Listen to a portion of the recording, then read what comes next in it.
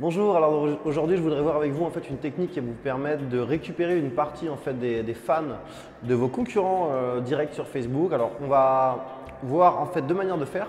La première c'est le faire à la main, ce que je vous préconise pour une fois. Et la deuxième étape qui permet d'automatiser mais c'est un petit peu plus risqué. Donc c'est parti, on va faire ça tout de suite ensemble.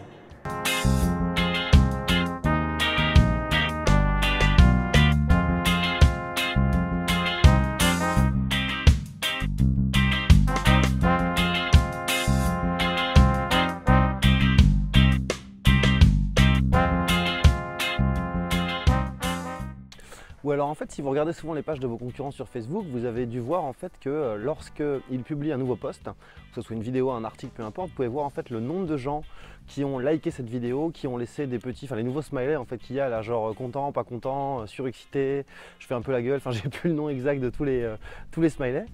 Et en fait, quand vous cliquez dessus, par exemple, quand vous cliquez dessus, vous avez une page qui apparaît et là vous voyez en fait les trucs triés par icône, ceux qui ont aimé la page, ceux qui ont mis un icône pas content, etc.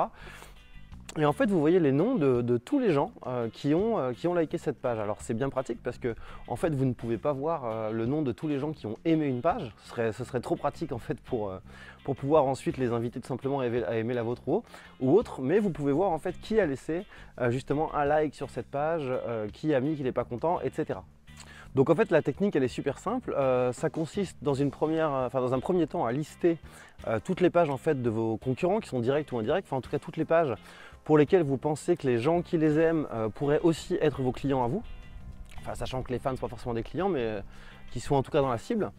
D'aller en fait sur les posts où il y a le plus de likes et tout simplement de cliquer dessus et de récupérer en fait la liste de tous les gens, d'aller ajouter en ami tous les gens, d'attendre un petit peu, de laisser passer 1 ou 2 jours et d'envoyer un message aux gens en disant salut, j'ai vu que tu avais liké tel post de telle page, etc.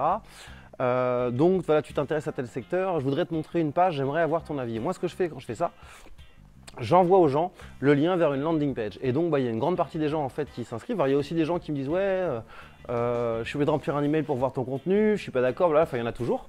Mais il y a aussi beaucoup de gens qui vont tout simplement donner leur email, arriver sur la landing page et là, découvrir vos produits, découvrir vos offres parce qu'ils ne vous connaissaient pas. Et là, encore une fois, si vos taux de conversion sont bien optimisés, si votre site est bien optimisé pour la conversion, si vous avez un produit d'appel, si vous avez un tunnel de vente, des emails de relance, du retargeting sur Facebook qui est prévu derrière, enfin un tunnel de vente optimisé, un site bien optimisé pour la conversion, et bien là, il y a forcément un certain nombre de ces gens-là qui vont acheter. Alors bien entendu, vous n'êtes pas obligé de les envoyer sur une landing page. Vous pouvez aussi leur dire tiens, j'ai un article de blog sur tel sujet en rapport avec le post que tu as liké.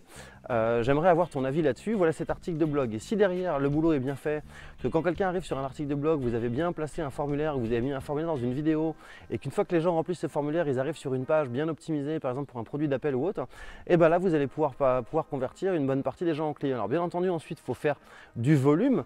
Mais n'abusez pas, hein, il y a une limite quand même sur Facebook.